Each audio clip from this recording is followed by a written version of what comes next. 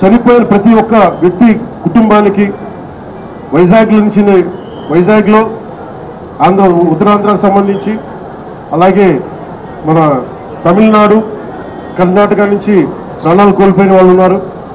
వారి కుటుంబాలకి గౌరవ ముఖ్యమంత్రి గారు కూడా ఇదే తెలియజేయబోతున్నాను. ప్రభుత్వం నుంచి టీటీడీ బోర్డు మెంబర్ అలాగే పోలీస్ కానీ ఒక్కొక్కళ్ళు వెళ్ళి ఈ రోజున వారు ఎవరైతే చనిపోయారో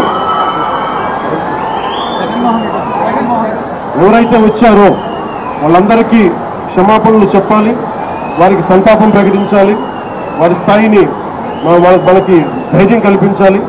అలాగే చనిపోయిన వాళ్ళకి మనకి ఎక్స్గ్రేషియాతో పాటు అది ముఖ్యమంత్రి గారు మాట్లాడతారు. అది అలాగే జరిగిపోయిన వాళ్ళకి క్షతగాత్రులు అయినందుకు వాళ్ళకి ఎక్స్గ్రేషియా కానీ ఇవన్నీ ప్రకటిస్తాం.